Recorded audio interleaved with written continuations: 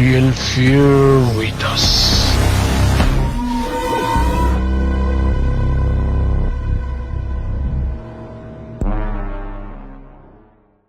প্রিয় লিসেনার্স, আসসালামু আলাইকুম।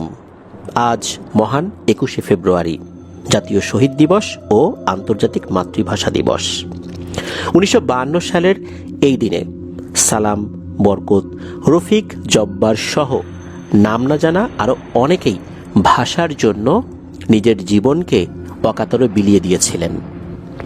আর তাদের এই ত্যাগের বিনিময়েই আমরা মাতৃভাষায় কথা বলার অধিকার ফিরে পেয়েছিলাম।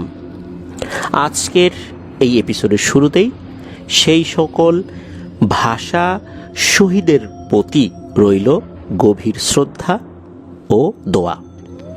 আর যেই ভাষা সৈনিকগণ এখনও জীবিত আছেন তাদের সুস্থতা কামনা করছি। প্রিয় লিসেনার্স, দেশ ও দেশের বাইরে যেখান থেকে আজকে শনির রাতের 50তম আয়োজনের সাথে যুক্ত হচ্ছেন বা পরবর্তীতে হবেন, সকলকে জানাচ্ছি শুভেচ্ছা ও ভালোবাসা। আশা করি সবাই ভালো আছেন, সুস্থ আছেন। আজকের এই এপিসোডে আপনাদের পাঠানো 4টি ঘটনা নিয়ে হাজির হয়েছি। আশা করছি ঘটনাগুলো আপনাদের ভয়ের শিহরণ জাগাতে সক্ষম হবে ইনশাল্লাহ। আপনাদের সাথে ঘটে যাওয়া বা আপনাদের জানা সত্য ভয়ের ঘটনাগুলো আমাদেরকে লিখে বা রেকর্ড করে ইমেল করতে পারেন afnanthehorrorworld@gmail.com এই ইমেল অ্যাড্রেসে। ইমেল অ্যাড্রেসের স্পেলিংটা বলে দিচ্ছি, AFNANTHEHORRORWORLDBD afnanthehorrorworld@gmail.com। স্পেলিংটাও আমরা আমাদের ভিডিও ডিসক্রিপশনে দিয়ে রেখেছি, সেখানে গিয়ে স্পেলিংটা চেক করে নিতে পারবেন। প্রিয় লিসেনার্স, ঘটনাগুলো কেমন লাগছে তা জানিয়ে ভিডিওর কমেন্ট সেকশনে কমেন্ট করতে পারেন। এছাড়া আমাদের ফেসবুক পেজ আর গ্রুপ তো রয়েছেই, আফনান দ্য হরর ওয়ার্ল্ড নামে, সেখানে গিয়েও আপনারা আপনাদের মতামত জানাতে পারেন। এই ভিডিওর লাইক বাটন প্রেস করতে ভুলবেন না। ভিডিওর লিঙ্কটাও বেশি বেশি শেয়ার করে দেবার অনুরোধ করছি, যাতে করে যারা সত্য ভয়ের ঘটনা শুনতে ভালোবাসেন তাদের কাছে আপনাদের এই শেয়ারের মাধ্যমে আফনান দ্য হরর ওয়ার্ল্ড পৌঁছাতে পারে। তারাও যখন সত্য ভয়ের ঘটনাগুলো শুনবেন, তাদের কাছ থেকেও তাদের জানা বা তাদের সাথে ঘটে যাওয়া সত্য ভয়ের ঘটনাগুলো আমরা যখন পাবো, আমাদের চলার পথটা আরও অনেক দীর্ঘায়িত হবে ইনশাল্লাহ। চলুন আজকের এপিসোডের প্রথম ঘটনায় চলে যাই। প্রথম যে ঘটনাটি আপনাদের সাথে শেয়ার করব, যিনি এই ঘটনাটি পাঠিয়েছেন তার নাম মশিউর রহমান আতিক। উনি ঢাকা বিশ্ববিদ্যালয়ের ইতিহাস বিভাগে মাস্টার্সে অধ্যয়নরত রয়েছেন। আর উনি হাজী মোহাম্মদ মহসিন হলের আবাসিক স্টুডেন্ট। ওনার আরও একটি ঘটনা নদী ভাঙন শিরোনামে আমরা এর আগেও প্রচার করেছিলাম। ওনার দেশের বাড়ি চাঁপাইনবাবগঞ্জ জেলার সদর উপজেলার চর অনুপনগরে।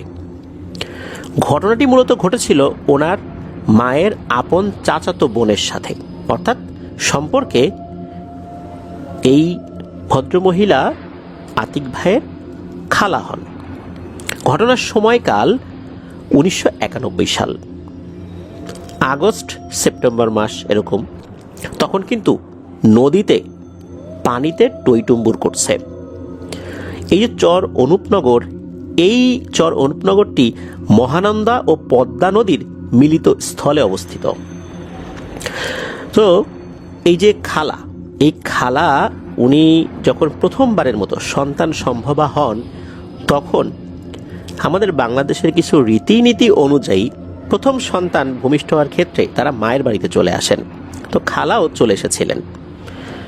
যেহেতু নদী কাছে, তো খালা এবং নানি ওনারা নদীতেই গিয়ে গোসল করতেন। বিশেষ করে নানি যখন যেতেন তখন খালাকে সাথে নিয়ে যেতেন। তো ওই সময় নানি গোসল করছিলেন আর খালা পাশে দাঁড়িয়ে আছেন। হঠাৎ করে খালার কাছে মনে হলো ওনার মাথাটা প্রচণ্ড জোরে ব্যথা করছে আর মাথাটা একটা চক্কর দিয়ে উঠেছে। যেহেতু উনি প্রেগনেন্ট ছিলেন, এমন হওয়াটা অস্বাভাবিক কিছু না। উনি তখন ওনার মাকে বলছিলেন যে, মা, আমার মাথাটা যেন কেমন কেমন করছে। তখন নানি ওই গোসল করা অবস্থাতেই বললেন যে, আচ্ছা ঠিক আছে, তুই তাহলে বাসায় চলে যা, আমি আস্তে আস্তে আসতেছি, তুই যাই বিশ্রাম নে। তো খালা বাড়িতে চলে আসেন। তো মাথা ব্যথা কিন্তু কিছুক্ষণ পরেই ঠিক হয়ে যায়। এটা কিন্তু কেউ অস্বাভাবিকভাবে চিন্তা করেনি, কারণ সুস্থ স্বাভাবিক মানুষেরও কিন্তু এরকম মাথা হঠাৎ করে ঘুরে ওঠা বা মাথা ব্যথা করা এটা তো হতেই পারে। এটা নিয়ে তো অস্বাভাবিক চিন্তা করার কারণও নাই। ওই দিন রাতের বেলা ঘটে একটি ঘটনা। রাত তখন আনুমানিক 8টা কি 9টা এরকম বাজে আর কি। তো ওই বাড়ির পেছনে, অর্থাৎ খালাদের বাড়ির পেছনে কানটা বলে লোকাল ল্যাঙ্গুয়েজ আর কি, চাঁপাবীনবাবগঞ্জের। কানটা হচ্ছে বাড়ির পেছন দিকে বাঁশঝাড় জঙ্গল এরকম যদি থাকে এই সমস্ত জায়গাগুলোতে কানটা বলে। তো ওনাদের এই বাড়ির পেছন দিকে এরকম কানটা ছিল। তো ওনাদের যে রান্নাঘরের একটু পেছন সাইড থেকে এই কানটা শুরু হয়েছে, বাঁশঝাড়টা শুরু হয়েছে। তো খালা রান্না করছেন, রান্না করা অবস্থায় হঠাৎ করে ওনার কাছে মনে হলো ওনার রান্নাঘরের যে বেড়াটা, ওখানে এই কাশ বন যেটা হয় আর কি, ওই কাশ বন যখন কেটে ফেলা হয় তখন এই খড়গুলো বা গাছগুলো দিয়ে কিন্তু বেড়া তৈরি করা হয়। এটা লোকাল ল্যাঙ্গুয়েজে উনি যেভাবে বলেছেন, এটা টাটির বেড়া বা এরকম কিছু একটা বলেছেন আর কি, ওই টাটির বেড়া বলে আর কি। তো ওই টাটির বেড়া দিয়ে রান্নাঘরটা তৈরি করা হয়েছিল। মনে হচ্ছে কোনো একটা ভয়ঙ্কর জন্তু জানোয়ারের মতো ওই টাটির বেড়ার ওই পাশে এমনভাবে ফসফস করছে, অনেক সময় ষাঁড় গরু রেগে গেলে যেরকম ফসফস করে ওইরকম ফসফস করছে। তো উনি চিন্তা করলেন কী ব্যাপার, এটা কি এখানে আসলো। উনি তো রান্না করছিলেন, উনি রান্নাঘর থেকে বের হয়ে রান্নাঘরের পেছন সাইডে গিয়েছেন। গিয়ে দেখেন ভয়ঙ্কর একটা জিনিস, প্রায় 11 থেকে 12 ফুট উচ্চতার একটা গরু, কালো একটা ষাঁড় গরুর মতো, চোখ দুটো লাল টকটকে মনে হচ্ছে আগুনের মতো জ্বলছে, শিং দুটোও অনেক বড়। এই জিনিসটা এরকম ফসফস শব্দ করছে আর সামনের পা দিয়ে মাটিতে ক্রমাগত আঘাত করছে, মনে হচ্ছে এখনই আক্রমণ করবে খালার উপরে, মনে হচ্ছে সব কিছু ভেঙে চুরে একাকার করে ফেলবে, এরকম আচরণ করছে। তখন উনি দ্রুত ঘরের মধ্যে চলে আসেন। ঘরের মধ্যে চলে এসে ওনার যে বাবা, অর্থাৎ এই আতিক ভাইয়ের নানার আপন ছোট ভাই আর কি, তো তাকে বলেন। উনিও টুকটাক ঝাড়ফুঁক জানতেন। তো উনি যখন বের হয়ে আসছেন তখন এই জিনিসটা নাই, তবে রান্নাঘরের পেছন দিকে যখন গিয়েছেন এরকম একটা জিনিস যে ওখানে ছিল এরকম আলামত উনি বুঝতে পেরেছিলেন। উনি কিছু দোয়া দুরুদ পড়ে ওই অন্ধকারের মধ্যেই ফু দিয়ে দেন আর খালাকেও ফু দিয়ে দেন, বলেন যে আশা করি আর সমস্যা হবে না। তো উনি ওরকম বড় ধরনের কোনো কবিরাজ ছিলেন না, এমনি টুকটাক ঝাড়ফুঁক জানতেন এরকম আর কি। তো ওই রাত তো ওভাবেই চলে গেল, ওই রাতে আর কোনো সমস্যা হয় নাই। এর কয়েকদিন পরে রাত আনুমানিক 3টা 3:30 হবে আর কি, তখন খালার ওয়াশরুমে যাওয়ার প্রয়োজন পড়ে। এখানে একটা কথা বলে রাখা ভালো যে গ্রামের ওয়াশরুমগুলো বাড়ির বাইরে হলেও ওনাদের এই ওয়াশরুমটা আসলে একটু বেশিই বাইরে ছিল। কেননা ওনাদের বাড়ি থেকে ওয়াশরুমটা যেখানে তৈরি করা হয়েছিল পায়ে হেঁটে যেতেই প্রায় 3 মিনিট লাগে। আর এই ওয়াশরুমটা আবার এই যে কানটা, অর্থাৎ এই বাঁশঝাড় জঙ্গল এটার ভেতরে। এই কারণে রাতের বেলা যেই যেত কাউকে না কাউকে সাথে ডাক দিয়ে নিয়ে যেত। খালাও কিন্তু রাতের বেলা যখনই যেতেন, হোক সেটা সন্ধ্যাবেলা বা গভীর রাতের বেলা, নানিকে কিন্তু সাথে নিয়ে যেতেন। ওনার যখন ঘুম ভেঙে যায়, ঘুম ভাঙার পর উনি কি মনে করে যেন নানিকে ডাক দেন নাই, উনি নিজেই একা ওদিকে যাওয়া শুরু করেছেন। তো ওইদিকে উনি গিয়েছেন, এই পর্যন্ত ঠিকঠাক আছে, ঠিকঠাক মতো উনি ওয়াশরুমে গিয়েছেন। তো ওয়াশরুম থেকে বের হয়ে বাসার দিকে হাঁটা শুরু করেছেন। যেতেও তো 3 মিনিট লাগে, আসতেও 3 মিনিট লাগে। তো যখন ফেরত যখন আসছেন তখন হঠাৎ করে ওনার পেছন দিকে খসখস খসখস শব্দ ওনার কানে ভেসে আসে। মনে হচ্ছে যে কিছু একটা ওনার পিছু পিছু আসছে। কিছুক্ষণের মধ্যেই উনি ওনার ঘাড়ের উপরে গরম নিঃশ্বাস কিছু একটা ফেলছে এরকম অনুভব করেন। আর সেই নিঃশ্বাসটা ফোঁস ফোঁস শব্দ করছে আর গরম নিঃশ্বাস এসে ঘাড়ের উপর পড়ছে। এবার উনি এমন জায়গায় এসে দাঁড়িয়ে পড়েছেন, ঠিক ওনার রান্নাঘর যেখানে ওইখানে, অর্থাৎ ওনাদের যে উঠানটা শুরু হবে এমন একটা জায়গায় এসে দাঁড়িয়ে পড়েছেন। এর ভিতর হয়েছে কি, নানি ওনার ঘুম ভেঙে গিয়েছে, উনি দেখেন পাশে তার মেয়ে নাই। চিন্তা করলেন কি ব্যাপার, মেয়েটা কোথায় গেল, ওয়াশরুমে গেল নাকি? তো গেল, আমাকে ডাকলো না, নাকি আমাকে ডেকেছে, আমি গভীর ঘুমেছিলাম উঠতে পারি নাই। উনি কি মনে করে ঘর থেকে বাইরে বের হয়েছেন। ঘর থেকে যেই না বাইরে বের হয়েছেন তখনই কিন্তু খালা আবার ওই রান্নাঘরের কাছাকাছি এসে দাঁড়িয়েছেন। ওই সময় নানি ভয়ঙ্কর একটা জিনিস দেখে চোখ বড় বড় করে ফেলেন। খালা প্রথম দিকে মনে করেছিলেন যে তাকে দেখে ভয় পেলেন কিনা, কিন্তু খালা পরে বুঝতে পেরেছিলেন যে খালার পেছনে যেই জিনিসটা দাঁড়িয়ে আছে এইটা নানি দেখে ফেলেছেন। তবে নানি দেখে ফেলার পর অন্য কোনো মানুষ হলে কি করত? তিনি ভয়ে চিৎকার দিয়ে কোনো কিছু একটা করতেন। উনি কিন্তু সেটা করলেন না। উনি কি করলেন? সাহস করে খালার দিকে এগিয়ে আসতে লাগলেন। এগিয়ে আসতে আসতে একদম খালার কাছে চলে এসে হাত ধরে এক হ্যাঁচকা টানে খালাকে ওনার সাইডে নিয়ে আসলেন। খালা কিন্তু একবারের জন্য পেছন দিকে তাকান নাই, কিন্তু যখনই খালাকে সাইডে নিয়ে আসছেন তখন তো খালা ওই দিকটাতে ঘুরে যায় যেই দিক থেকে ওই ফসফস আওয়াজটা আসছিল। তখন নানি এবং খালা দুজনেই দেখেন সেই অবয়বটাকে। খালার বর্ণনা অনুযায়ী এই অবয়বটা ছিল লম্বা আকৃতির একটা বৃদ্ধা মহিলা। সাদা কালারের একটা শাড়ি পরা ছিল। এই সাদা শাড়িটা আবার বেশ ময়লা টাইপের ছিল। বৃদ্ধা মহিলা একটু কুঁজো হয়েছিল, হাত পাগুলো অস্বাভাবিক রকমের লম্বা, মুখটাও লম্বা। তবে আর একটা ব্যাপার যেটা সবচেয়ে ভয়ঙ্কর ছিল, এই মহিলাটার যে জিহবা এটা অনেকটা বের হয়েছিল।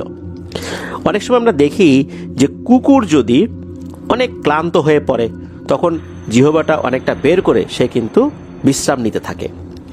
মনে হচ্ছে এই জিনিসটা অনেক বড় করে তার জিহবাটা বের করে রেখেছে আর সে জোরে জোরে নিঃশ্বাস নিচ্ছে, আর ওইটারই শব্দ হচ্ছে ফসফস করে। ওই জিনিসটাকে দেখে নানি বলে ওঠে, তোর এত বড় সাহস, তুই আমার মেয়ের পিছু নিয়েছিস? যা বের হয় এখান থেকে, আর যদি কখনো তোকে দেখি তোর যে আমি কি করব তুই চিন্তাও করতে পারবি না, যা ভাগ। তো নানি কিন্তু এটা কয়েকবার বলেছেন, ওই জিনিসটা কিন্তু সরে না। সে একই রকম ভাবে এক দৃষ্টিতে খালার দিকে তাকিয়ে আছে। মাঝে মাঝে চোখটা একটু নিচের দিকে নামায়, অর্থাৎ খালার গর্ভে যে সন্তান আছে তার পেটের দিকে তাকায়। তখন নানি বুঝতে পারেন এর উদ্দেশ্যটা আসলে কি। নানি আবারও তাকে ধমক দেন, তুই কি যাবি নাকি এখনই তোর ব্যবস্থা করব। তখন ওই অবয়বটা কি করে, তার মুখটা সামনের দিকে রেখেই উল্টো দিকে লাফ দেয়। অর্থাৎ লাফটা দিয়েছে উল্টো দিকে, ব্যাঙের মতো করে। ব্যাঙ কিন্তু সামনের দিকে লাফ দেয়, কিন্তু এই লাফটাই যদি পেছন দিকে দেয় তাহলে কেমন হয়? মনে হলো ওইভাবে সে উল্টো দিকে লাফ দিল। এক লাফে সে প্রায় 10-15 হাত পেছন দিকে চলে গেল। তার শরীরের সামনের অংশ অর্থাৎ মাথা, বুক, এটা কিন্তু ওই নানি আর খালার দিকেই আছে। নানি আর খালাও কিন্তু এটা দেখছেন। তো এক লাফে 10-15 হাত পেছন দিকে যখন সরে গেল তখন ওই অবয়বটাকে দেখা যাচ্ছিল। এরপরে আরেকটা লাফ দিল, আরেকটা লাফ দিয়ে সে ওই কানটা অর্থাৎ এই যে বাঁশঝাড় জঙ্গল এর মধ্যে ঢুকে গেল। যখনই এর মধ্যে ঢুকেছে মনে হচ্ছে এই বাঁশঝাড় একদম তছনছ করে ফেলছে, সবকিছু ভেঙে চুড়ে একাকার করে ফেলছে। মনে হচ্ছে ভয়ঙ্কর আকৃতির বিশাল দেহী কোনো একটা জিনিস এর ভিতরে ঢুকে পড়েছে, একদম তছনছ করে একাকার করে ফেলছে সবকিছু। ওই সময়ে ওনারা তাড়াতাড়ি ঘরে ঢুকে পড়েন। তো ওই রাতটা আর কোনো সমস্যা না হলেও এই সমস্যা যেন আর ফেরত না আসে এই জন্য এই যে আতিক ভাইয়ের যিনি আপন নানা, তিনি কিন্তু ওই এলাকার খুব নাম করা একজন কবিরাজ ছিলেন ওই সময়। তাকে গিয়ে যখন এই বিষয়টা বলেছেন তখন উনি বলেছেন যে এত কিছু হয়ে গেল আর এখন এসে আমাকে বলতেছো তোমরা। তখন উনি কিছুক্ষণ রিচুয়াল করেন, এরপর উনি জানান যে এই যে জিনিসটা, এই জিনিসটা স্বাভাবিক কোনো জিন না, এটা হচ্ছে গোদানা পিশাচ। এটা গরুর আকৃতিতে থাকে, কখনো কখনো বৃদ্ধা মহিলার আকৃতিতে আসে। এর টার্গেটই থাকে গর্ভবতী মহিলারা। আর এই ধরনের গোদানা পিশাচগুলো গর্ভবতী মহিলাদের উপরে টার্গেট করে, কারণ এদের প্রজনন করার জন্য গর্ভবতী মহিলাদের উপর তাদের বদনজর দিতে হয়। একটা বিশেষ প্রক্রিয়ায় তারা প্রজনন করে। এই টার্গেটটা নিয়েছে, আর যদি কয়েকদিন সুযোগ পেত তাহলে কিন্তু সর্বনাশ হয়ে যেত। হয় গর্ভের সন্তান বাঁচত না, অথবা এই মেয়ে বাঁচত না, অথবা এই মেয়ে গর্ভের সন্তান দুটাই মারা যেত, বা আরো ভয়ঙ্কর কিছু হতো যেটা আর থামানো যেত না। এরপর নানা নাকি বিশেষ একটা পদ্ধতিতে রুকিয়া করেন ওই খালাকে, আর উনি কিছু সরিষা পড়েন। সরিষা পরে ওই যে পেছনের যে কানটা, অর্থাৎ ওই যে বাঁশঝাড় সহ যে জঙ্গল আর বাড়ির চতুর্দিকে ওই সরিষা পড়াগুলো ছিটিয়ে দেন। এরপরে এই সমস্যা আর ফেরত আসেনি আল্লাহর রহমতে। তো এই যে নানা, ওনার বয়স এখন 100-র কাছাকাছি, অনেক বয়স হয়ে গেছে। উনি এখন নিজের ছেলে মেয়েকেও চিনতে পারেন না, স্মৃতিশক্তি লোপ পেয়েছে, অনেক কষ্ট পাচ্ছেন উনি। তো ওনার জন্য দোয়া চেয়েছেন আতিক ভাই, আমরা তার জন্য দোয়া করি। আল্লাহ তালা তার ভুল ত্রুটিগুলো ক্ষমা করুন, আর তাকে আল্লাহ তালা সুস্থতা দান করুন। অনেক মানুষের উপকার করেছেন উনি, জীবনের বড় একটা সময় উনি মানুষের কল্যাণে নিজের জীবনকে উৎসর্গ করেছেন। তার জন্য আপনাদের হলের পক্ষ থেকে দোয়া রইল। আর আতিক ভাই জানিয়েছেন যে ওনার জানা আরও অনেক ভয়ের ঘটনা রয়েছে, সেগুলো উনি পর্যায়ক্রমে পাঠাবেন। তো আমরা অপেক্ষায় থাকবো আপনার ঘটনাগুলোর জন্য। প্রিয় লিসেনার্স, চলুন চলে যাব আমাদের আজকের এপিসোডের পরবর্তী আরও একটি নতুন ঘটনায়।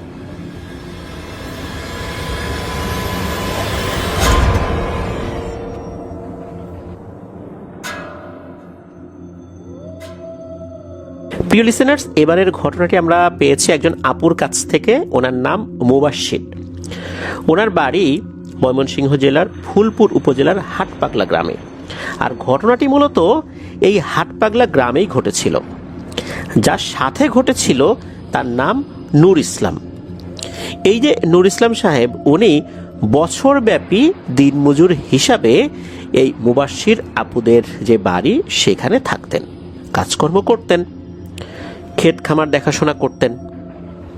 সাল 2005 কি 6, শীতকাল। তো ওই সময় ধান কাটা হয়েছে, আবার যেগুলো কাটা হয়নি সেগুলোতে কিন্তু ধানগুলো আসলে পাকও ধরেছে। ওই সময় ধান চুরি হওয়ার একটা প্রবণতা কিন্তু ছিল। রাতের বেলা কে বা কারা এসে ধান কেটে নিয়ে চলে যায়। আবার ধান যেগুলো কাটা হয়ে গেছে সেগুলো আবার সন্ধ্যার আগ পর্যন্ত সব নিয়ে আসা সম্ভব হয় না, ওগুলো মাঠেই ফেলে আসতে হয়। এখন এগুলো তো পাহারা দেওয়া প্রয়োজন।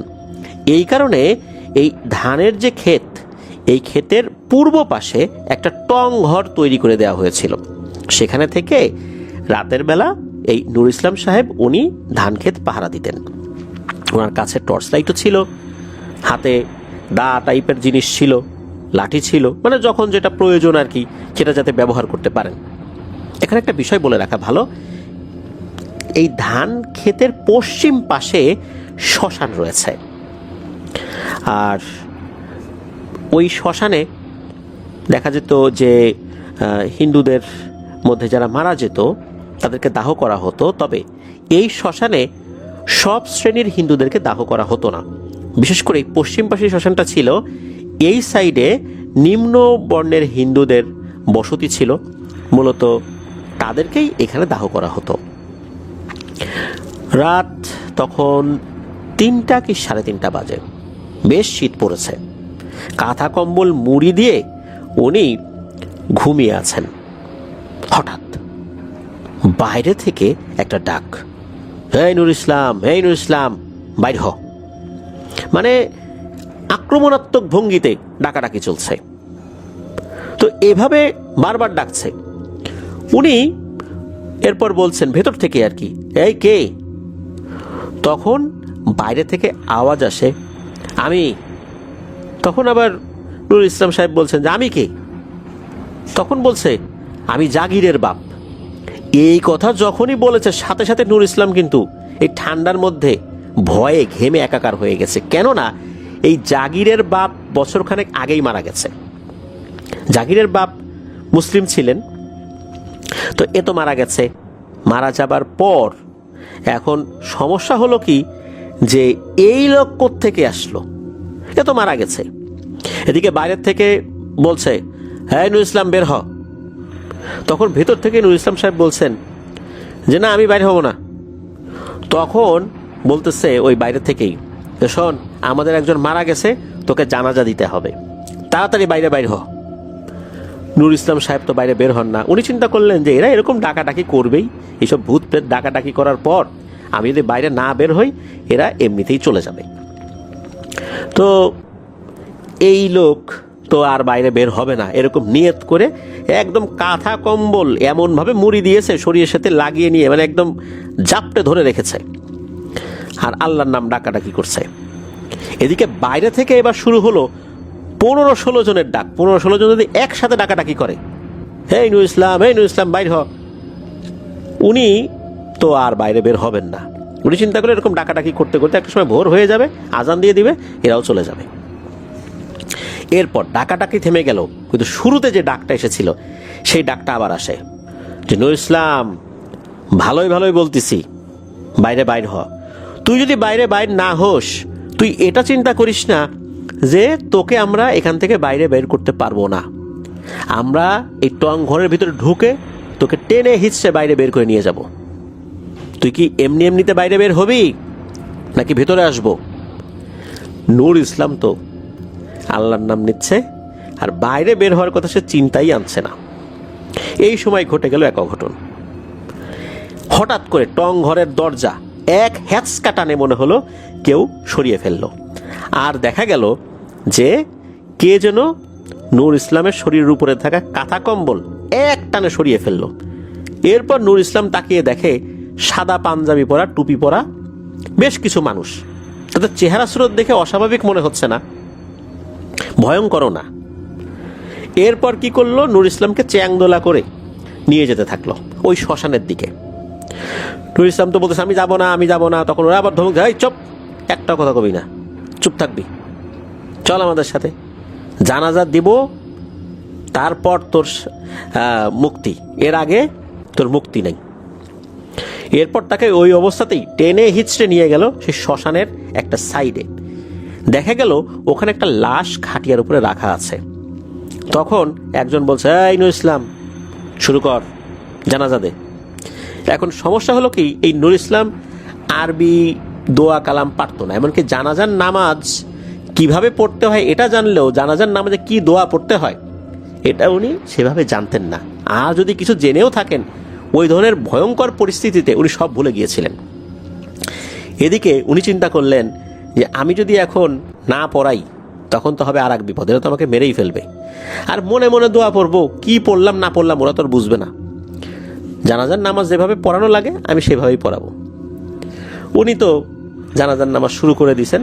তো জানাজার নামাজ শেষ করার পর এই যে যারা ছিল 15-16 জনের মতো, এদের মধ্যে একজন বলছে, এই যা, সোজা দৌড় দিবি, যা, তোকে ছেড়ে দিলাম।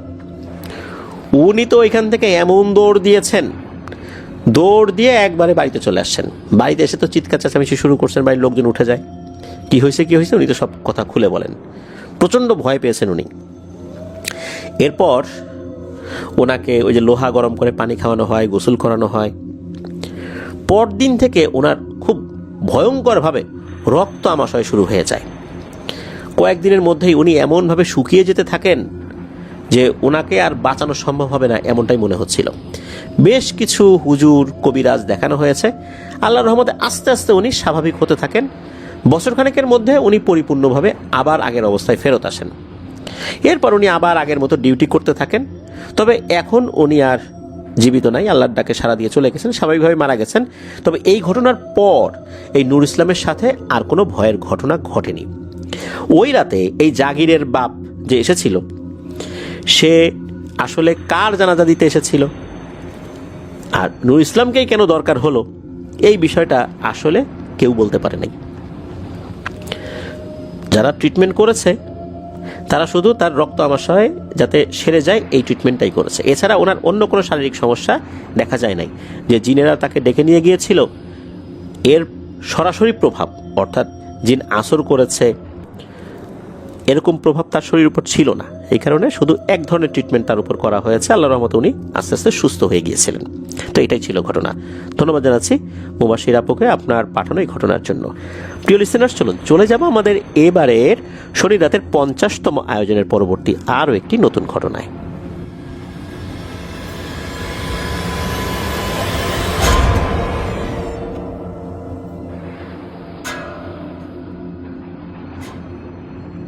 প্রিয় লিসেনার্স, এবারের ঘটনাটি আমরা যার কাছ থেকে পেয়েছি ওনার নাম জুয়েল। উনি বর্তমানে ঢাকার সাভারে রয়েছেন, একটা গার্মেন্টসে কর্মরত রয়েছেন। ওনার দেশের বাড়ি গাইবান্ধা জেলার সদর উপজেলার বল্লামঝাড় ইউনিয়নের সর্দারপাড়া গ্রামে। যে ঘটনাটি উনি পাঠিয়েছেন, ঘটনাটি ওনার দাদার সাথে ঘটেছিল। একটি ঘটনা খুবই রোমহর্ষক, আরেকটি ঘটনা রহস্যময়। রহস্যময় ঘটনাটি যখন ঘটে তখন কিন্তু এই জুয়েল ভাই ছোট ছিলেন, দাদার পাশেই ছিলেন। উনি শুধু শুনছিলেন কিন্তু কিছু দেখেননি। চলুন ঘটনায় চলে যাই। প্রথম যে ঘটনাটি, এই ঘটনাটির সময়কাল মুক্তিযুদ্ধেরও আগের, এক্সাক্ট সাল বলা যায় না। তো দাদা উনি এক রাতে ওনার শ্বশুর বাড়িতে গিয়েছিলেন। তো এই যে সর্দারপাড়া যে গ্রাম, এই গ্রাম থেকে উনি পাশের গ্রামে বিয়ে করেছিলেন। সেই গ্রামের নাম হচ্ছে ইদুলপুর। তো হেঁটে যেতে 30 মিনিটের মতো সময় লাগে, যদি মেইন রাস্তা দিয়ে যাওয়া যায় 30 মিনিটের মতো লাগে। আর তখন তো আসলে এরকম রাস্তাঘাট ছিল না, সেই মহান মুক্তিযুদ্ধেরও আগের কথা বলছি। তখন তো অনেক ঝোপ ঝঙ্গল আশেপাশে, এরকম পরিবেশ তো এখনকার মতো ছিল না, এটা তো বোঝাই যায়। তো উনি রাতের বেলা গিয়েছেন, তো ঠিকঠাক মতোই গিয়েছেন, এমনটা না যে উনি অনেক রাতের বেলা গিয়েছেন শ্বশুরবাড়িতে, বিষয়টা এরকম না। তো যখন গিয়েছেন সেখানে খাওয়া দাওয়া করার পর শ্বশুরবাড়ি থেকে বলা হয় যে আজকে রাত্রে থেকে যাও। তো উনি বললেন যে না, সকালে তো আমার কাজকর্ম আছে, থাকলে তো সমস্যা, তো আমি চলেই যাই। শ্বশুরবাড়ি থেকে বলে যে যেতে লাগে মাত্র 30 মিনিট, তো তুমি থাকলে সমস্যাটা কি? তো উনি আর থাকতে চাইলেন না, উনি বললেন যে এই অল্প সময় লাগে দেখেই তো থাকতে চাচ্ছি না, চলেই যাই। তো শ্বশুরবাড়ি থেকে আর বাধা দিলেন না। আর তখন যে অনেক রাত হয়ে গেছে এটাও কিন্তু বলা যাবে না, কারণ উনি সন্ধ্যার পরে রওনা দিয়েছিলেন, 30 মিনিটের মধ্যে পৌঁছে গেছেন, গিয়ে গল্প গুজব করেছেন, খাওয়া দাওয়া করেছেন। তখন রাত ওই সময়ের প্রেক্ষাপটে হয়তো বা রাত 8টা সাড়ে 8টার মতো বাজে। সেই হিসাবে আসলে ওই সময় অনেক রাত, আশেপাশের লোকজন ঘুমিয়ে পড়েছে। উনি রওনা দিয়েছেন। তো উনি যখন রওনা দিয়েছেন চিন্তা করলেন যে যেহেতু রাত হয়ে গেছে একটু শর্টকাট পথ ধরি, তাতে 30 মিনিটের জায়গায় হয়তো বা 15-16 মিনিট রাখতে পারে। তো উনি যে দিক দিয়ে রওনা দিয়েছেন ওই পথ দিয়ে, অর্থাৎ শর্টকাট যে রাস্তাটা, ওই রাস্তাতে একটা জায়গায় হিন্দু সম্প্রদায়ের কিছু লোকজন বসবাস করে, মানে হিন্দু পাড়া আর কি। ওইখানে একটা শ্মশান রয়েছে। ওই পর্যন্ত আসতে তার শ্বশুরবাড়ি থেকে 7 থেকে 8 মিনিট সময় লাগে। আবার এই শ্মশান থেকে আরও 7 থেকে 8 মিনিট এগিয়ে গেলে ঈদগাহ রয়েছে। এই ঈদগার পরেই ওনার বাড়ি। তো উনি যখন ওই শ্মশান ঘাটটা পার হয়েছেন কেবল, তখন দেখেন ভয়ঙ্কর একটা জিনিস। উনি দেখেন বিশাল আকৃতির একটা হাতি। আর এই হাতি যেন তেন হাতি না, স্বাভাবিক আকৃতির যে হাতি হয়, প্রাপ্তবয়স্ক হাতি হয়, এই হাতি থেকে মনে হচ্ছে 4-5 গুণ বড় একটা হাতি। আর এই হাতির একটা বিশেষ বৈশিষ্ট্য রয়েছে, সেটা হচ্ছে তার পুরো শরীরে বড় বড় লোম রয়েছে। মনে হচ্ছে এই লোমগুলো রাস্তা ঘেঁষে ঘেঁষে চলে যাচ্ছে। আমরা আইস মুভিতে যেই ম্যামথ দেখেছি, সেই ম্যামথ আকৃতির হাতি উনি দেখেছেন। হাতিটা যখন এক একটা পা ফেলে তখন মাটি নাকি ভূমিকম্পের মতো থরথর করে কেঁপে ওঠে। উনি এই জিনিসটা দেখেছেন। উনি দেখলেন হাতিটা হেলে দুলে এগিয়ে যাচ্ছে আর মাটি থরথর করে কাঁপছে। সমস্যাটা হলো উনি যেই রাস্তা দিয়ে যাবেন সেম রাস্তাতেই ওই হাতি হেঁটে যাচ্ছে। এখন উনি কিভাবে এই পথ দিয়ে যাবেন? হাতি যদি একবার টের পায় যে উনি এই রাস্তায় আছেন তাহলে তো মৃত্যু নিশ্চিত। উনি যে কাজটি করলেন সেটা হচ্ছে একটা সাইড রাস্তা ধরলেন। সাইড রাস্তা ধরেই দিয়েছেন এক দৌড়। যেহেতু বাড়ির থেকে খুব বেশি দূরে ছিলেন না, এক দৌড়ে বাড়িতে চলে আসছেন।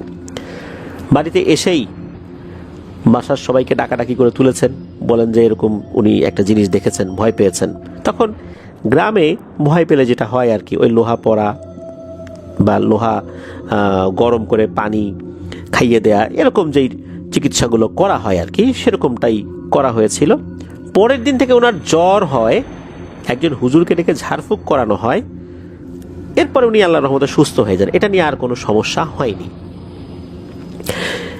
আর দ্বিতীয় যে রহস্যময় ঘটনা, এই ঘটনাটা যখন ঘটে তখন এই জুয়েল ভাই অনেক ছোট ছিলেন। দাদা বেশ অসুস্থ, মৃত্যু শয্যাই বলতে হবে। তো উনি একটা ঘর তৈরি করেছিলেন, একটা কাচারি ঘরের মতো একটা ঘর তৈরি করেছিলেন আর কি। তো ওখানে উনি শোয়া ছিলেন, আর দাদার পাশে জুয়েল ভাই বসা ছিলেন। দাদা গাইবান্ধার যে আঞ্চলিক ভাষা, সেই ভাষাতেই কথা বলতে অভ্যস্ত ছিলেন, যেহেতু উনি গ্রামের মানুষ, একদম প্রকৃত বাংলায় কথা বলতে উনি পারতেন না, আঞ্চলিক ভাষায় কথা বলতেন। আর ওনার সালামটাও নাকি সেভাবে ওভাবে মানে স্পষ্ট হতো না, কিছুটা জড়তা ছিল। উনি হঠাৎ করে খুবই সুন্দর করে সহিভাবে আসসালামু আলাইকুম রহমাতুল্লাহ বলে ওঠেন। এইটা শোনার পর জুয়েল ভাই চমকে যান যে দাদা এত সুন্দর করে সালাম দিল, এত শুদ্ধভাবে, কাকে দিল? দাদা এক পাশে মাথা ঘুরিয়ে বলছেন যে জনাব, আপনি কে? আপনি আমার দিকে তাকিয়ে হাসছেন কেন? আপনার পরিচয় দিন, আপনি কে? এরকম বারবার দাদা বলছেন। জুয়েল ভাই অবাক হচ্ছেন যে দাদা পাশে ফিরে কার সাথে কথা বলছে, আর উনি এত শুদ্ধ ভাষায় কিভাবে কথা বলছেন। উনি তো কখনো শুদ্ধ ভাষায় কথা বলতেন না বা পারতেন না, হঠাৎ করে এইভাবে শুদ্ধ ভাষায় কথা বলছেন। তখন দাদা কি করেন, দাদা দাদিকে ডাক দেন। এই জুয়েল ভাইয়ের বাবার নাম ছিল আইজুর। বলে, এই আইজুরের মা, এদিকে আসো তো, দেখো তো একটা লোক আসছে, আমার দিকে তাকায় হাসে কিন্তু কথা বলে না, আসো তো। তখন দাদি আসেন। দাদি আসার পর দাদিকে বলেন যে তাকে জিজ্ঞেস করো তো উনি কে, কোথা থেকে আসলো, আমাকে কি কিছু বলতে চায়? দাদি তো কিছুই দেখেন না। তখন দাদি বলেন যে তুমি আসলে কাকে দেখছো, তার চেহারা কেমন? তো দাদা বলেন যে খুব সুন্দর সুঠামদেহী একজন ব্যক্তি, আমার দিকে তাকিয়ে মিটিমিটি করে হাসছে, খুব সুন্দর চেহারা, তার পোশাক আশাক, তার যে শারীরিক গঠন দেখে তো খুবই ভদ্র একজন মানুষ বলে মনে হচ্ছে, কিন্তু কথা তো বলে না। তো ওই অবস্থাতে আবার জিজ্ঞেস করেন যে এই লোক, আপনি কে? আপনার পরিচয়টা দেন, আপনি কেন আসছেন, আমার সাথে কি কোনো কাজ আছে আপনার? এরকম বেশ কয়েকবার বলেন। এবং উনি আবার বলছেন যে এই জুয়েল, দেখতো এই লোকটা কথা বলে না কেন, খালি মিটিমিটি হাসে। এদিকে দাদার মুখে এরকম শুদ্ধ ভাষায় কথা শুনে জুয়েল ভাই আর দাদি দুজনই অবাক হচ্ছেন। এর বেশ কিছুক্ষণ পরেই দাদা আল্লাহর ডাকে সাড়া দিয়ে চলে যান। তো এই যে রহস্যময় যে ঘটনাটি, এই ঘটনাটি কিন্তু যখন ঘটে তখন জুয়েল ভাই দাদার পাশে ছিলেন। তো জুয়েল ভাই একটা প্রশ্ন করেছিলেন যে আসলে ওই লোকটা কে ছিল, উনি কি কোনো জিন ছিলেন নাকি হযরত আজরাইল আলাইহিস সালাম ছিলেন? তো এই বিষয়টা উনি জানতে চেয়েছেন। আমরা যতটুকু জেনেছি হাদিস অনুযায়ী, সেটা হচ্ছে যে মৃত্যুর ঠিক পূর্বে আজরাইল আলাইহিস সালাম, বান্দার আমল যদি ভালো হয়, তিনি অনেক সুন্দর চেহারায় বান্দার সামনে উপস্থিত হন, তাতে করে তার মৃত্যু যন্ত্রণা নাকি অনেকটাই কমে যায়। আর বান্দা যদি খারাপ মানুষ হয়, পাপী হয়, তাহলে নাকি আজরাইল আলাইহিস সালামকে মৃত্যুর পূর্বে অনেক ভয়ঙ্কর রূপে দেখে, যা তার মৃত্যু যন্ত্রণাকে আরো অনেক অনেক গুণ বাড়িয়ে দেয়। আসলে আমরা নিশ্চিতভাবে বলতে পারবো না যে উনি কে ছিলেন, তবে যেহেতু এর কিছুক্ষণ পরেই ওনার মৃত্যু হয়েছিল আর খুব সুন্দর চেহারার একজনকে দেখেছিলেন, তাতে করে মনে হতেই পারে যে উনি হয়তোবা, আমরা হয়তোবা বলছি, এটা বলা মুশকিল, হয়তোবা উনি আজরাইল আলাইহিস সালামই ছিলেন, যাকে শুধু উনিই দেখেছিলেন, আর কেউ দেখেননি। এটাই একটা বৈশিষ্ট্য যে আজরাইল আলাইহিস সালামকে তিনি দেখবেন যার মৃত্যু হবে। সেই বিবেচনায় আমরা এটা অনুমান করতে পারি। যেহেতু উনি এই প্রশ্নটি করেছেন, এই কারণেই আমরা বিষয়টা বললাম আর কি। তো জুয়েল ভাইকে ধন্যবাদ জানাচ্ছি। জুয়েল ভাই জানিয়েছেন যে ওনার সংগ্রহে আরও একটি বেশ বড় একটা ঘটনা রয়েছে, বেশ রোমহর্ষক একটি ঘটনা, খুব তাড়াতাড়ি উনি এটা আমাদেরকে পাঠাবেন, আমরা অপেক্ষায় থাকব। প্রিয় লিসেনার্স, চলে যাব আমাদের এবারের শনির রাতের 50তম আয়োজনের চতুর্থ এবং শেষ ঘটনায়।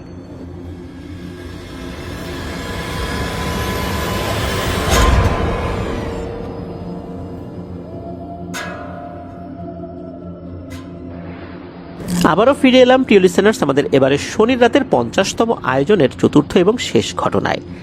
এখন যে ঘটনাটি আপনাদের সাথে শেয়ার করব, এই ঘটনাটি আমাদেরকে যিনি পাঠিয়েছেন তার নাম আবিদ ইসলাম। ওনার বাড়ি শরীয়তপুর জেলার নড়িয়া উপজেলার ঢালিপাড়ায়। যে ঘটনাটি উনি আমাদেরকে পাঠিয়েছেন, এই ঘটনাটি ওনার নানা বাড়ির পুরো পরিবারের সাথে ঘটেছিল, যা এখনো নাকি চলমান রয়েছে। ঘটনাটির বিস্তারিত বিবরণ উনি ওনার বড় মামার কাছ থেকে সংগ্রহ করেছেন। ওনার বড় মামার নাম মোহাম্মদ আশিক কাজী। তো চলুন ঘটনায় চলে যাই। 1978 সালের আগস্ট মাসে এই আবিদ ইসলাম ভাইয়ের নানা নানির বিয়ে হয়। মূলত পছন্দ করেই নানা নানি বিয়ে করেছিলেন। নানা যেই পথ দিয়ে চলাচল করতেন, চলাচলের পথে একটা বাড়ি ছিল, ওই বাড়িতে একটা মেয়ে ছিল, তার নাম হচ্ছে সেলিনা। এই সেলিনা নানাকে আবার খুব পছন্দ করত, বিভিন্ন সময় বিরক্তও করত। নানা এই সেলিনাকে আবার পছন্দ করতেন না, পাত্তা দিতেন না। এই বিষয়টা কিন্তু সেলিনার মধ্যে একটা ক্ষোভের সৃষ্টি করে। নানা পরবর্তীতে অন্য আর একটা মেয়েকে পছন্দ করেন, পরিবারকে বলেন, পরিবারের সম্মতিতেই দুই পরিবারের মধ্যে আলোচনা সাপেক্ষে নানা নানির বিয়ে হয়ে যায়। তো নানা নানির যে বিয়ে হয়ে গেল, এই বিষয়টা কোনোভাবেই সেলিনা মেনে নিতে পারেনি। যেহেতু নানা যেই পথ দিয়ে আসা যাওয়া করতেন, ওই পথের ধারেই ওই সেলিনাদের বাড়ি। এই কারণে সেলিনা কিন্তু দেখতো যে নানা ওই দিক দিয়ে আসছেন, যাচ্ছেন। কখনো কখনো দেখা যেত যে নানিকে সাথে নিয়ে উনি ওই পথ দিয়ে আসা যাওয়া করছেন। এই বিষয়টা যখনই নাকি ওই সেলিনা দেখতো, তার খুব রাগ হতো। কয়েকবার নাকি সে তার এই রাগকে প্রকাশও করেছিল। নানা নানির সামনেই সে হুমকি দিয়ে বলেছিল, তোদের এই সুখ বেশি দিন থাকবে না রে, আমি দেখে নেব কিভাবে তোরা সুখে থাকিস। এইভাবে হুমকি দিয়েছিল। তবে এই বিষয়টা নিয়ে নানা নানি কেউই ওভাবে গুরুত্ব দেন নাই। তারা চিন্তা করেছিলেন সেলিনা, তারও তো বিয়ের বয়স হয়েছে, তার বিয়ে শাদী হয়ে গেলে সে শ্বশুরবাড়ি চলে যাবে, এই বিষয়গুলো একটা সময় সে ভুলে যাবে। এই কারণেই তারা ওভাবে আর গুরুত্ব দেন নাই। নানা নানির বিয়ের 1 বছর পর এই আবিদ ইসলাম ভাইয়ের মা, যার নাম আশা, তার জন্ম হয়। আবিদ ইসলাম ভাইয়ের মায়ের জন্মের 2 বছর পর আবিদ ইসলাম ভাইয়ের আর একজন খালা জন্মগ্রহণ করেন, তার নাম হচ্ছে নিশা। এই নিশা খালার জন্মের পরপর নানা নানি নারায়ণগঞ্জের চাষারা এলাকায় চলে আসেন। চাষারা এলাকায় আসার প্রায় 3 বছর পর আর একটা পুত্র সন্তান হয়, অর্থাৎ ছেলেদের মধ্যে যিনি বড় তিনি হচ্ছেন এই যে আশিক মামা। তো ওনার জন্মের পরপরই নাকি নানি খুব অসুস্থ হয়ে পড়েন। 3-4 মাস উনি নাকি তেমন কোনো খাবারই খেতে পারেননি। আর ভালো করে খাবার না খাওয়ার কারণে উনি খুব অসুস্থ তো হয়ে পড়েছিলেনই, ওনার শরীরে আসলে মাংস বলে কিছু ছিল না, এতটা শুকিয়ে গিয়েছিলেন। অনেক ডাক্তার দেখানো হয়েছে, ডাক্তার কোনো রোগই ধরতে পারেনি। ডাক্তারের যেই টেস্ট যেগুলো ছিল, যেগুলো করতে বলেছিলেন ডাক্তার, সেই টেস্টগুলোতেও কোনো রোগ ধরা পড়েনি, অথচ উনি খুবই অসুস্থ। এরকম করতে করতে প্রায় 1 বছর চলে যায়। ওই সময় কিন্তু এই আশিক মামার বয়সও 1 বছর হয়ে গেছে, যেহেতু ওনার জন্মের পরপরই নানি অসুস্থ হয়ে গিয়েছিলেন। এর মধ্যে অবশ্য নানি কিছুটা সুস্থ হয়েছিলেন, অর্থাৎ হাঁটাচলা করতে পারতেন মোটামুটি। এই আশিক মামা ওনার যে নানা বাড়ি, অর্থাৎ এই আবিদ ইসলাম ভাইয়ের নানির যেই বাবার বাড়ি আর কি, সেখানে প্রোগ্রাম ছিল। সেই প্রোগ্রামে তো যেতেই হবে, কষ্ট করে হলেও এই আশিক মামাকে কোলে নিয়ে সেই প্রোগ্রামে যোগ দিতে গিয়েছিলেন নানি। তো ঠিকঠাক মতো প্রোগ্রামটা শেষ করে খাওয়া দাওয়া করে যখন ফেরত আসবেন, তখন নাকি ওই নানির বাবার বাড়ি থেকে কিছু মিষ্টি দিয়ে দেওয়া হয়। মিষ্টি বলতে ফিরনি দিয়ে দেওয়া হয়। ওনারা ওই আঞ্চলিকভাবে এই ফিরনিগুলোতে নাকি মিষ্টন্না বলেন। তো যেই পথ দিয়ে ওনারা আসছিলেন, ওই পথে আসলে তেমন কোনো সমস্যা হয়নি শুরুর দিকে। ওনারা যখন ফিরছিলেন, একটা জায়গায় 2টা বড় বড় তাল গাছ ছিল। তো ওখান দিয়ে যখন আসছিলেন, তখন নানি একটা ভারী গলার কণ্ঠে শুনতে পান, এই আমারে মিষ্টন্না দিয়ে যা। যখনই এরকমটা বলেছে, তখনই কিন্তু নানি বুঝতে পেরেছিলেন যে এটা কি হতে পারে। তবে উনি কিছুটা ভয় পেলেও এমন ভয় পান নাই যে উনি একদম ভয়ে অজ্ঞান হয়ে যাবেন। উনি বাড়িতে চলে আসেন। বাড়িতে আসার পর উনি সবাইকে বলেন যে ওই তাল গাছের ওখান থেকে না আমি যেই এই মিষ্টান্ন আনছি এটা কেউ একজন চাইছিল। তো এরকম করে উনি গল্প করছেন। এদিকে ওনার পাশে 1 বছর বয়সী এই আশিক মামা খেলাধুলা করছিলেন। অনেক সময় হয় না যে আমরা যখন বাচ্চাদের পাশে থাকি, বাচ্চারা আমাদের পাশে হাঁটাচলা করে, হামাগুড়ি দেয়, তখন কিন্তু বাচ্চাদেরকে কিছু কিছু জিনিস আমরা হাতে ধরিয়ে দিই খেলার জন্য। ওই সময় নাকি নানি নিজের অজান্তেই একটা ছোট কাচের বোতল এই আশিক মামার হাতে ধরিয়ে দিয়েছিলেন যাতে করে আশিক মামা খেলে। তো খাটের উপর থেকে এই বোতল নিয়ে খেলতে খেলতেই হঠাৎ করে নিচে পড়ে যান এই আশিক মামা। ওই সময় বোতলটা ভেঙেও যায়। এতটুকু সময়ের মধ্যে ঘটে আরেকটা ঘটনা। এই আশিক মামা নাকি বোতলের ওই ভাঙা কাচের টুকরো দিয়ে এমনভাবে ওনার গালটাকে কেটে ফেলেন যেটা 1 বছর বয়সী কোনো বাচ্চার পক্ষে সম্ভবই নয়। হ্যাঁ, এলোমেলোভাবে কাটতে পারে, কিন্তু এমনভাবে কেটেছিল যেটা বেশ রহস্যময় ছিল। এটা কিভাবে সম্ভব? মনে হচ্ছে একটা ডিজাইন করে সুন্দর করে কেউ কেটে দিয়েছে তার গালে।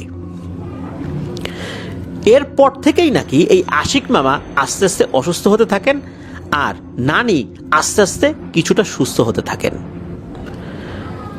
নানি যেভাবে কোনো কিছু খেতে পারতেন না, আশিক মামাও একই রকমভাবে কোনো কিছুই খেতে পারতেন না, শুধু কান্নাকাটি করতেন।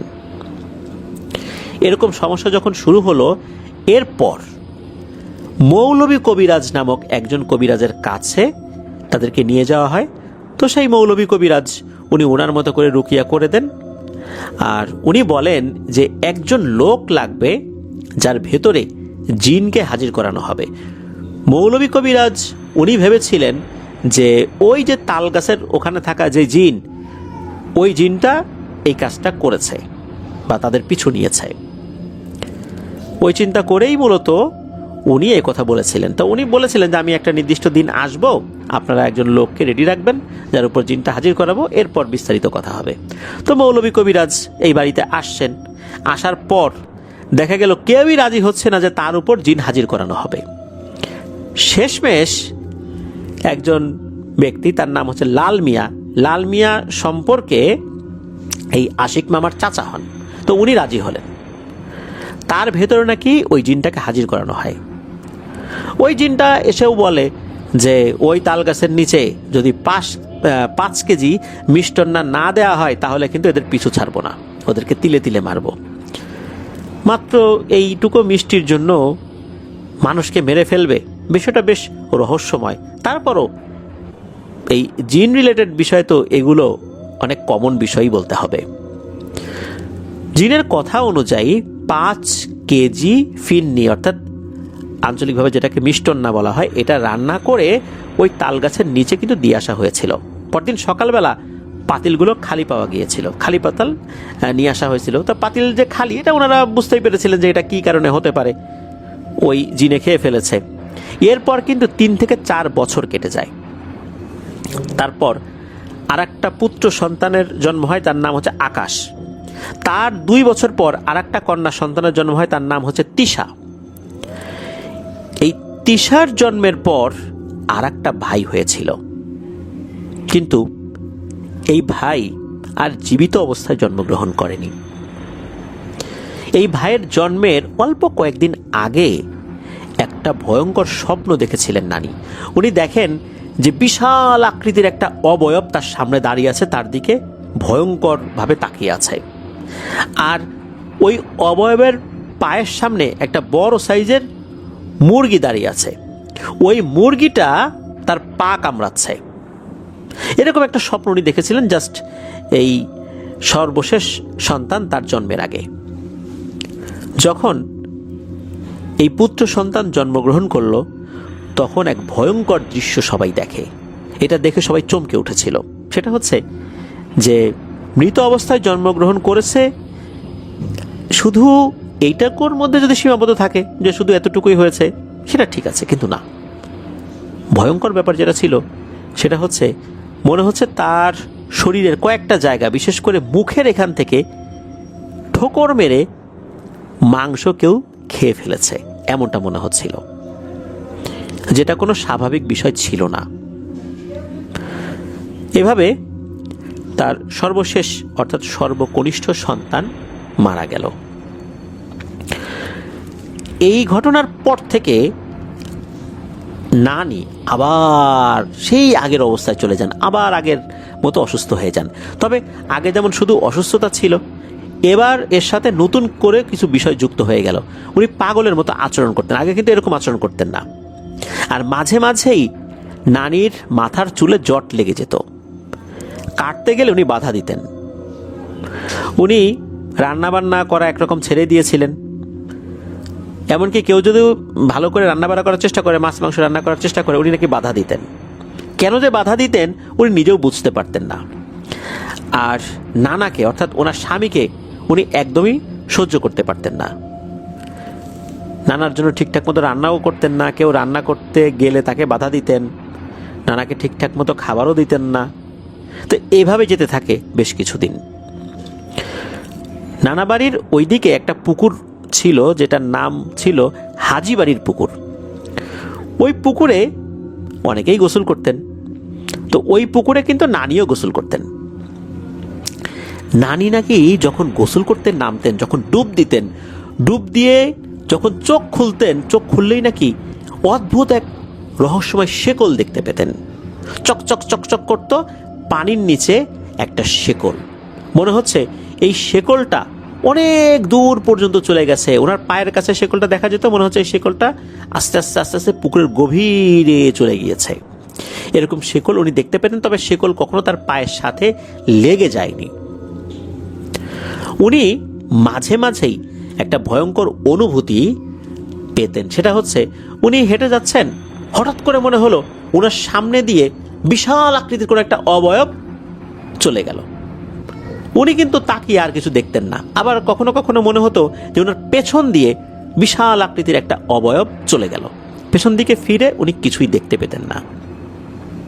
একদিন হয় কি, এই হাজিবাড়ির পুকুরের কাছে সন্ধ্যার কিছু আগে এই নানির এক চাচাতো বোন, যার নাম ছিল সুবর্ণা, এই সুবর্ণাকে চুল ছাড়া অবস্থায় দেখতে পান।